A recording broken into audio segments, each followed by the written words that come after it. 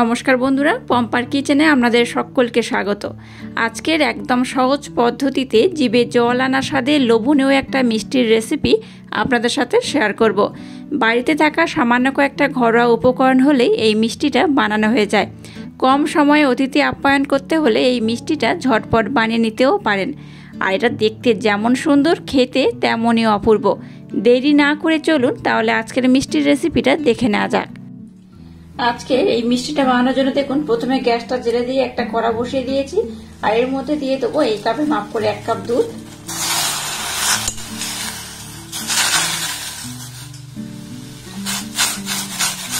প্রথমে দুধটাকে একটু আমি ঘন করে জাল দিয়ে নেব।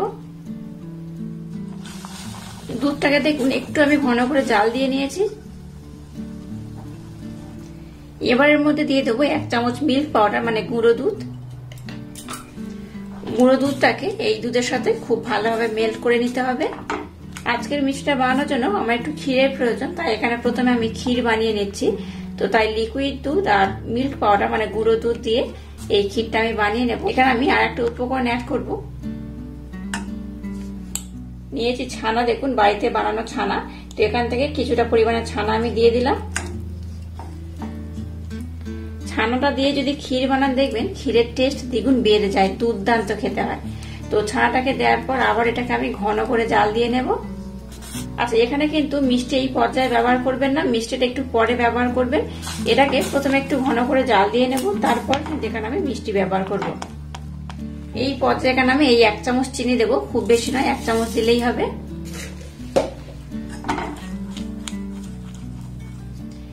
চিনিটা দেওয়ার পর এবার এটাকে কন্টিনিউ নাড়াচাড়া করে করে আমি একটা ক্ষীরে পরিণত করে নেব। দেখুন এটাকে কিন্তু আমি খুব ভালো রকমের ক্ষীরে পরিণত করে নিয়েছি। এবার দেখুন কিছু কাজু বাদাম আমি নিয়েছি, খুব ভালোভাবে গ্রেট করে নিয়েছি, এইরকম আধা আধা করে। এটাকে দিয়ে আমি আর একবার একটু ভালোভাবে নাড়াচাড়া করে নেব। আজকের মিষ্টিটা যেটা বানাবো তার জন্য দেখুন ক্ষীরটা একদম রেডি হয়ে গেছে। ক্ষীরটাকে কিন্তু একদম মাখো মাখো করবে না, এইরকম একটু হালকা জলীয় ভাব থাকবে, এইরকমই থাকবে, একটু হালকা থাকবে, একদম কিন্তু ঘন করে করবে না। এইরকম একটু পাতলা হলে কিন্তু আজকের মিষ্টিটা খুব সুন্দর হবে। যাই হোক, আজকের মিষ্টিটা বানানোর জন্য ক্ষীরটা আমার একদম রেডি হয়ে গেছে। চলুন এবার নেক্সট স্টেপ আপনাদের সাথে শেয়ার করা যাক। আবারও দেখুন গ্যাসটা জেলে দিয়ে একটা সসপ্যান বসিয়ে দিয়েছি। এর মধ্যে এই বাটির মাপ করে হাফ বাটি চিনি দিয়ে দেব। আর ওই বাটির মাপ করে এখানে আমি 1 বাটি জল দিয়ে দেব।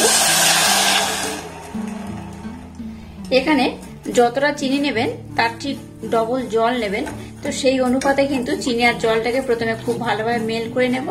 আচ্ছা, এখানে কিন্তু 1 তার বা 2 তার এরকম ঘন শিরা বানানোর দরকার নেই, একটা নর্মাল শিরা বানালেই হবে। তো চিনিটাকে মেল্ট করতে যতটা সময় লাগবে ঠিক সেইটুকুটা সময় দিলেই কিন্তু হবে। তো আমি চিনিটাকে প্রথমে খুব ভালোভাবে মেল্ট করে নেব।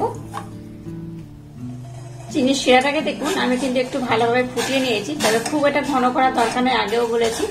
একটু ভালোভাবে ফুটিয়ে নিয়েছি।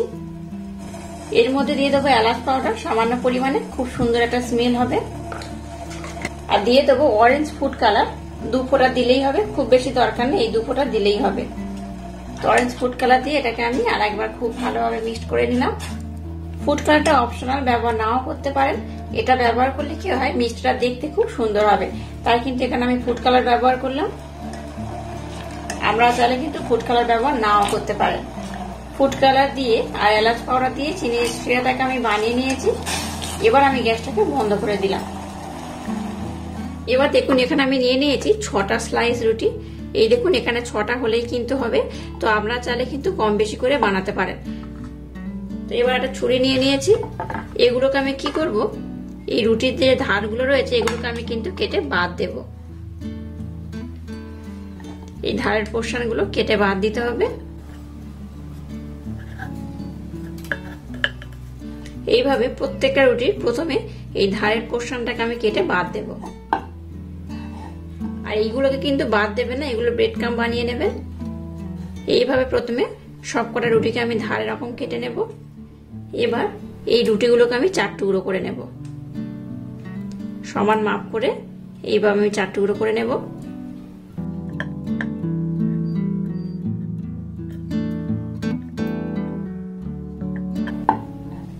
দেখুন সব কটা রুটিকে কিন্তু এইভাবে প্রথমে 4 টুকরো করে নিতে হবে। দেখুন এখানে 6টা রুটি দিয়ে আমি 8টা মিষ্টি বানিয়ে নেব। আর কত সুন্দর করে কেটে নিয়েছি দেখুন। কেটে সবগুলোকে কিন্তু আমি ভাগ করে নিয়েছি। এবার যে ক্ষীরটাকে বানিয়েছি সেই ক্ষীরটা আমি নিয়ে নিলাম। এবার দেখুন একটা রুটি আমি নিয়ে নিলাম। এবার যে ক্ষীরটাকে বানিয়েছি সেই ক্ষীরটার মধ্যে আমি দিয়ে দেব। একদম ভরপুর করে ক্ষীরটাকে দিয়ে দেব। এবার একটাকে এর মধ্যে আমি দিয়ে দিলাম। আবার এর মধ্যে আমি দিয়ে দেব।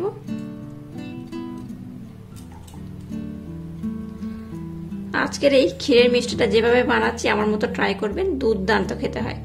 একবার খেলে দেখবেন বারবার বানাতে ইচ্ছা হবে। আর এটা বানানো ভীষণ সোজা, দেখতেই পেলেন। খুব একটা সময়ও বেশি লাগে না। অতিথি আপ্যায়নের জন্য কিন্তু ভীষণ একটা ভালো মিষ্টির রেসিপি। চটজলদি বাড়িতে এই সামান্য কয়েকটা উপকরণ দিয়ে কিন্তু আপনারা বানিয়ে নিতে পারেন। এবার আবার একটা এর মধ্যে দিয়ে দিলাম। দেখুন এটা কত সুন্দর দেখতে হয়েছে। এইভাবে আমি সবগুলোকে প্রথমে বানিয়ে নেব।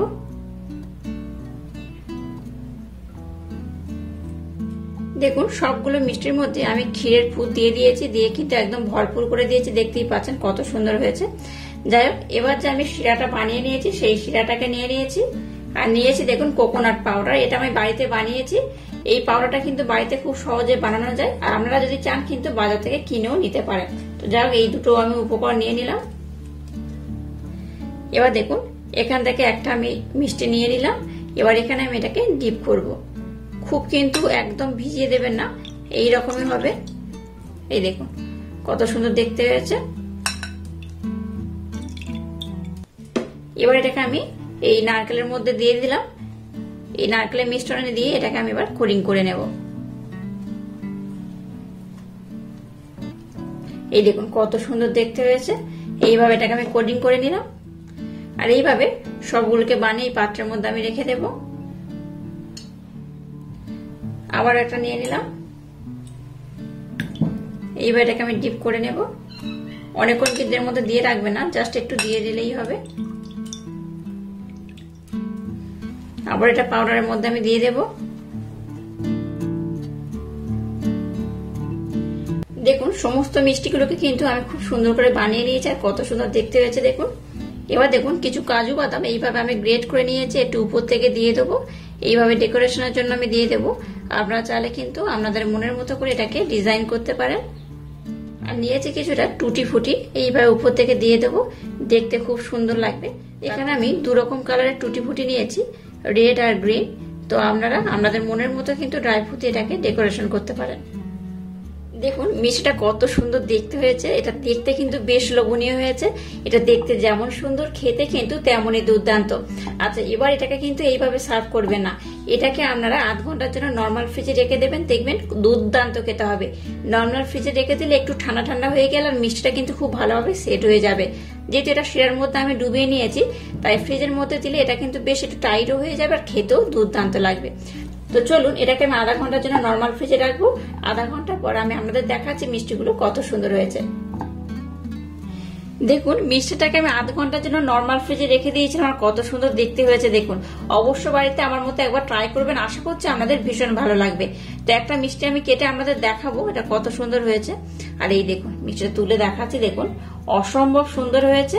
আর এইভাবে একবার খেলে দেখবেন বাচ্চা থেকে বড় সবাই ভীষণ মজা করে খাবে। আমি একটা কেটে আপনাদের দেখাচ্ছি এটা কত সুন্দর হয়েছে। ভীষণ নরম সফট, আর ভিতরে তো ক্ষীর দেওয়া রয়েছে, আপনারা দেখেছেন কতটা সুন্দর হয়েছে। তো একটা কেটে আমি আপনাদের দেখাচ্ছি, এই দেখুন।